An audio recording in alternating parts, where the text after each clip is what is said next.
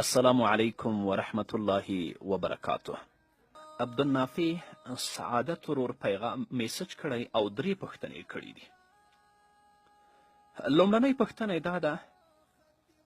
چې موږ په لمانځه کې البته یا په رکوع کې یا په سجده کې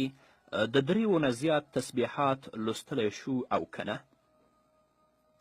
او دویمه پوښتنه دا وه چې د ماښام لمونځ څه وخت قضا کیږي. او دریمه پوښتنه دا کړې ده چې نارینه یا ښځینه د ویښتانو ضد کریم استعمالولی شي که نه. د لومړنۍ پوښتنې په ځواب کې دې باید ووایم که یو سړی په انفرادي شکل باندې ځان ته مونځ کوي کولی شي چې هغه په رکوع کې 5 وارې سبحان ربی العظیم ولولي، 7 وارې ولولي، 9 وارې ولولي، 11 وارې ولولي. همدارنګه د سجدې تسبیحات چې سبحان ربی الاعلی دي 3 وارې ولولي، 5 وارې ولولي، 9 وارې ولولي، 7 وارې ولولي او 11 وارې ولولي. اما که یو څوک په یو مسجد کې او یو محله کې امامت کوي، خلک هغه پسې اقتدا کړې ده، خلکو هغه پسې اقتدا کړي او دا د هغوی امام دی، نو زمونږ فقهاو لیکلی دي چې هغه به د 3 وارونه بره نه وایي، یا 5 یا 3 وارې، ځکه چې د دې پسې مریض هم اقتدا کړي، د دې پسې ضعیف او سپینګیري هم اقتدا کړي.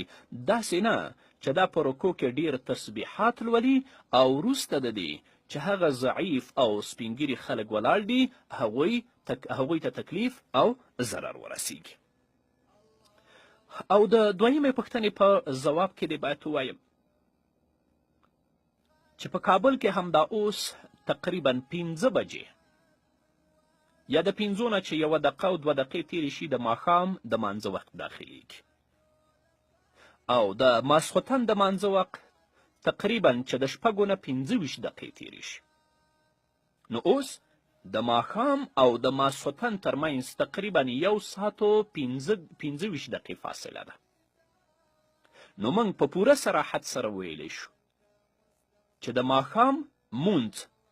چې کله په جمع سره ادا شي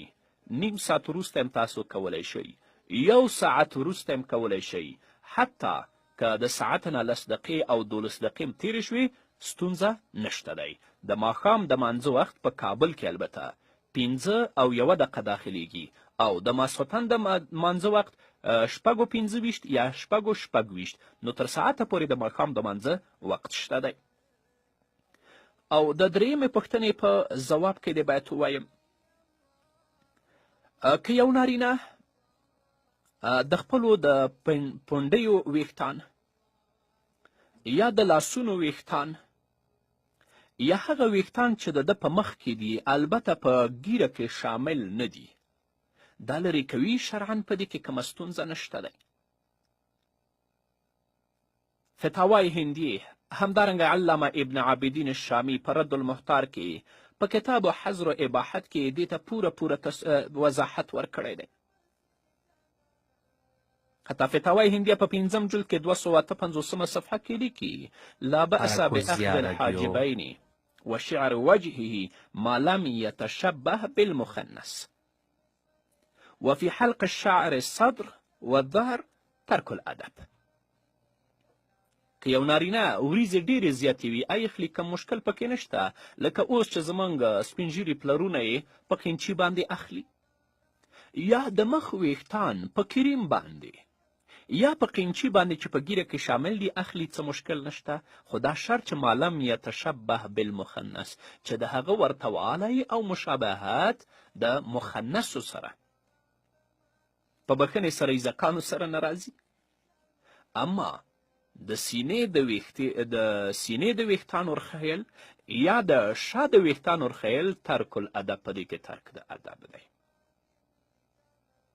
اما حلق د عانې هغه بهتره ده چې هلته د دې په ځای چې کریم استعمال شي چې هغه حلق شي بهتره ده او خویندې استعمالولی شي.